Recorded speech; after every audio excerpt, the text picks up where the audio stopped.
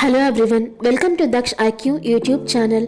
మనందరికీ తెలుసు కదా, భూమి మీద ఒక రోజు అంటే 24 గంటల సమయం, మరి ఒక సంవత్సరం అంటే సుమారుగా 365 భూమి రోజులు.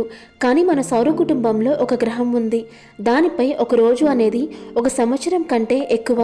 ఆ గ్రహమే శుక్రగ్రహం. దానినే ఇంగ్లీష్లో వీనస్ అంటాం. అసలు ఒక రోజు అంటే ఏమిటి? ఒక గ్రహం తన అక్షంలో అంటే తన యాక్సిస్లో ఒకసారి తిరగటానికి పట్టే సమయం. మరొక సంవత్సరం అంటే అదే గ్రహం సూర్యుడి చుట్టూ ఒకసారి తిరగటానికి పట్టే సమయం. వీనస్ పై ఒక రోజు పూర్తి అవ్వటానికి పట్టే సమయం దాదాపుగా 243 భూమి రోజులు, అంటే మనకి సుమారుగా 8 నెలల సమయం. మరొక సంవత్సరం అంటే దాదాపుగా 225 భూమి రోజులు, అంటే కేవలం 7 నెలల సమయం. దీనికి గల ప్రధాన కారణం శుక్రగ్రహం వ్యతిరేక దిశలో తిరగటం, అలాగే నెమ్మదిగాను తిరగటం. అవును, సూర్యుడి చుట్టూ ఉన్న గ్రహాలు అన్నీ ఒక దిశలో తిరిగితే శుక్రగ్రహం మాత్రమే అన్నిటికీ వ్యతిరేక దిశలో తిరుగుతుంది, అలాగే చాలా నెమ్మదిగాను తిరుగుతుంది. అందువల్ల శుక్రగ్రహంపై ఒక రోజు పూర్తి అవ్వటానికి ఎక్కువ సమయం పడుతుంది. అలాగే మిగిలిన గ్రహాలతో పోలిస్తే శుక్రగ్రహంలో కొన్ని విభిన్నమైన లక్షణాలు మనం గమనించవచ్చు.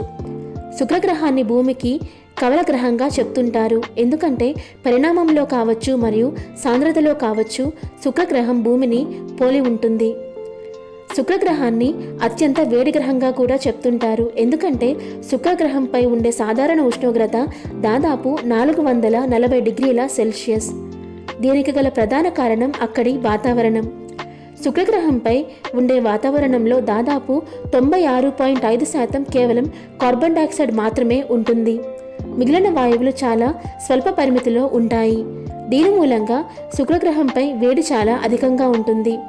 అలాగే అన్ని గ్రహాలపై సూర్యుడు తూర్పున ఉదయించి పడమరన అస్తమిస్తే ఒక్క శుక్రగ్రహంపై మాత్రమే పడమరన ఉదయించి తూర్పున అస్తమిస్తుంటాడు. దీనికి గల కారణం వ్యతిరేక దిశలో తిరిగే దాని యొక్క లక్షణం. అంతేకాకుండా శుక్రగ్రహంపై అగ్నిపర్వతాల సంఖ్య కూడా చాలా ఎక్కువ. అలాగే శుక్రగ్రహానికి ఎటువంటి సహజ ఉపగ్రహాలు అంటే న్యాచురల్ శాటిలైట్స్ అనేవి లేవు. వీటన్నిటి మూలంగా శుక్రగ్రహాన్ని అత్యంత వేడి గ్రహంగా పరిగణిస్తున్నారు మన పరిశోధకులు.